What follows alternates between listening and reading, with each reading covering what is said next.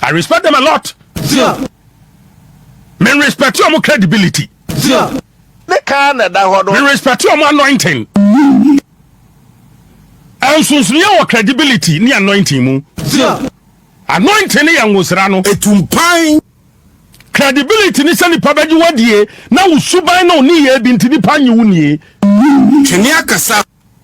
I don't speak against the anointing. I'm talking about credibility. No more credibility when we come have you. Posre da the year Yadbama. Agina Asare wa he ya cheni no wa ya krama ya to ni chen ana. Ana Agina Asare ya na shebuom say de want me mpia bio want me mbaki bio. And this for na de omo ya de pa ni say they can tame you because omo katre the late JJ Papa J. Na me for the crazy say you tell me the barking dog. Omo do ma born na yekasa omo nkran ketenkete in NDC.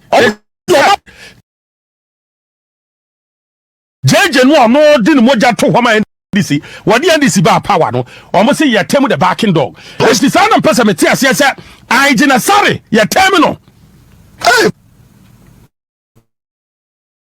Enti Asare man in country Agina Asare say hey, free one minute pay. The can da hodo. Asare man in country Agina Asare say chain one take, one for so one take. Come on chain one take. Na one pay. Etumpai. And my catcher me two me metros ye. The enti me catcher Asare ma mo kwa Agina Asare. Na sorry no. Medical catcher say na anointing asem na meka. Na anointing asem kwa na meka me kwa na anointing ho.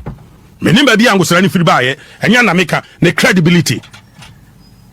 Credibility say what do Ghana then akoma so Ghana da Agina Asare akoma so a Asare man nkanchira ni say free buonum The can da hodo. Asare man nkanchira say kraman chain one te na wompo ti say MPP ewo power na wo pono The can da hodo. LGTB plus one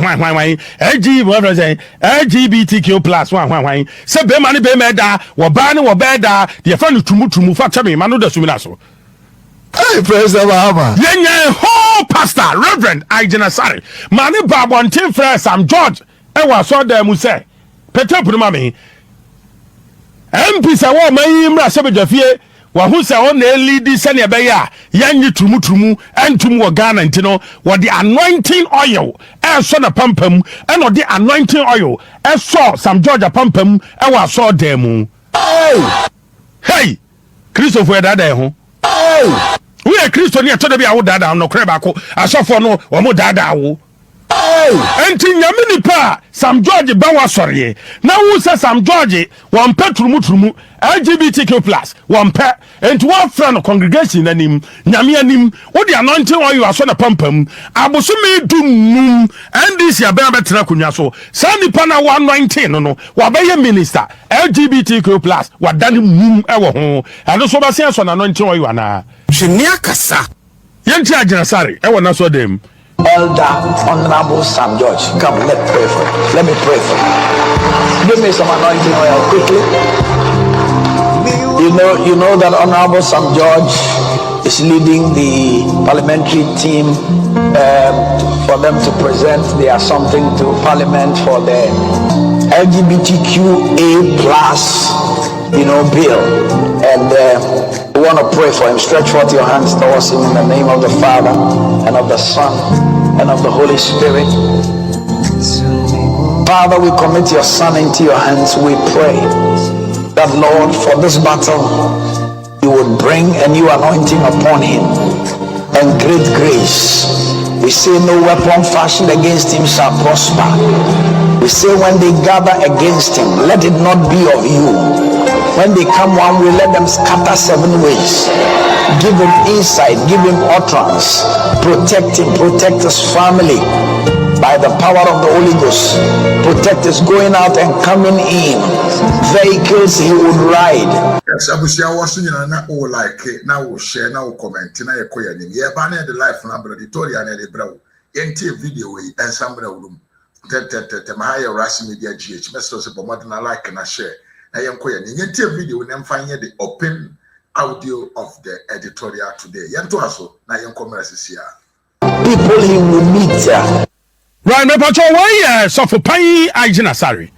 119 Sam George well not so them because Sam George can sa trumu be mani be meda wo ba ne beda enya wo mamu ntino wone de won tiase na ntiase kina mane nkoso wo mamu ya to ba wie bosome ba ko mienu miensa enan enum edunum 15 months Sam George ja sorry nana anointing no adentia won country and say from anointing mami no what deceive me.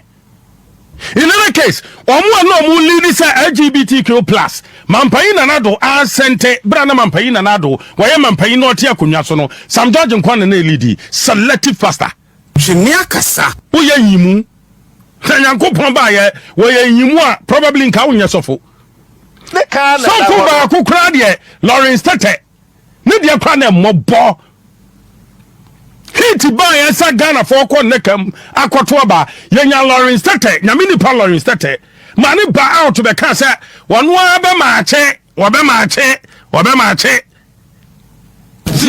ako Jubilee House say LGBTQ plus ya sentia nyamini pa Lawrence Tete ya dena se boom wawu ya to the change or the prison or wahi Asare mani fani mera. Oh, yenya Dancan Williams. Na mini pakesi ye pa. Obi abu.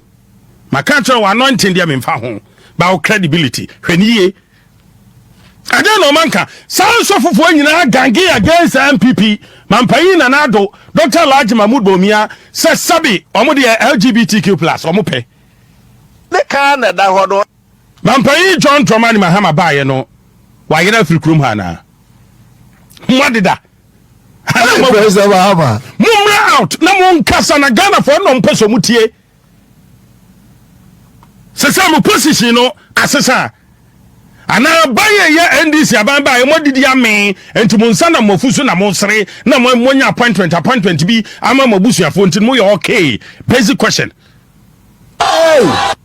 na we are sorry bana ma so fufu we daadabo na be na de ni MPP for de ompem trumu yankoto ba nti omo no akoto ati omo ya tuti MPP wi en position ben wonya bisa Agina Asare position ben wonya wegam Assemblies of God so for paying no dan no mampan John Dramani Mahama na sorry ya woko bisa nse onya board chairman bisa no se onya board chairman wo ko Assemblies of God out to correction na post ben wonya ndisi by then asese wa brabom ne ka na da hodo Agina Asare ente to na bia enye de sofo kan wo wa wo tena se because na nipa no wa be mampan pan and to go back na be say nipa no be ye mampan no wo ye ne san ente en san to aso because a Ghana kire ne to aso Agina Asare me enya Sam George in position as minister in Ghana obi a woni credibility ne credibility ye den Sam George no ne credibility pa ye den Agina Asare then man ye credible then man ye honest then tia say first Sam George honorable Agina Asare ye be say Sam George say so samampai John Dramani Mahama Ghana for to abama no be mampani na LGBTQ+ wa senti obeye den tape no wa yemo family values. A vote for Bawumia and family values. The country Mahama say woba no asenti a hwan mo pe tape no ma me we ye bra no di nsem hunu no kan nsem hunu e kire MPP in power. No can some who MPP in power. Yeah, what up, Bob Mahama is a vote to protect our culture, to protect our family values. A vote for Bawumia and Napo is a vote for homosexuality, is a vote for comprehensive sexuality education. And Ghanaians say no to Trumu, no to Trumu, no to Trumu. We need John Dramani Mahama to come and sign the bill into law.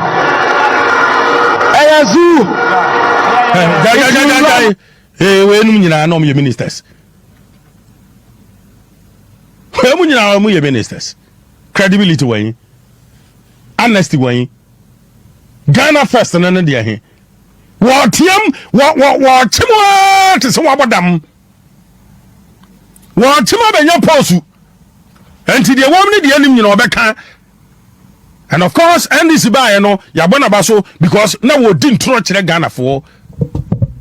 Now that Ghana for Adrian. Mampai John Dramani Mama in opposition. Yentie do kafa LGBTQ plus. Me in my faith is against LGBTQ. Me Assemblies of God.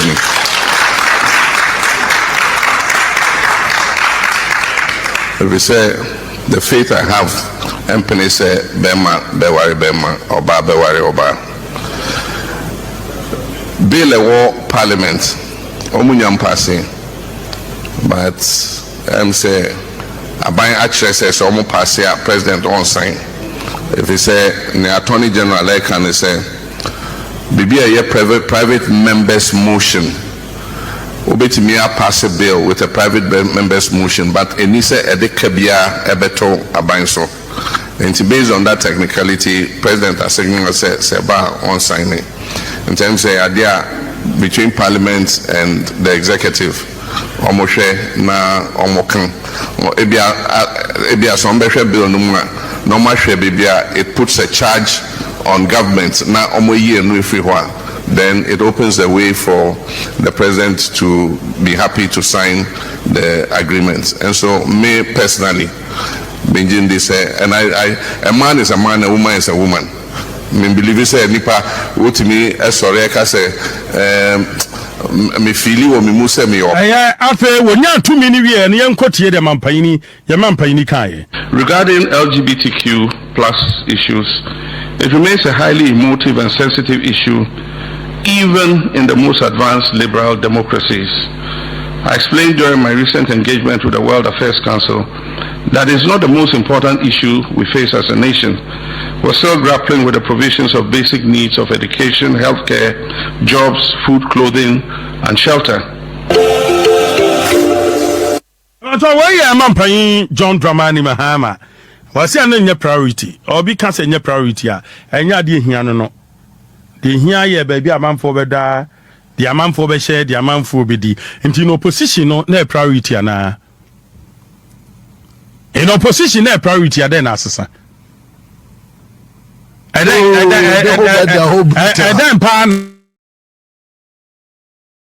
as I am Mr. Mampani with the greatest.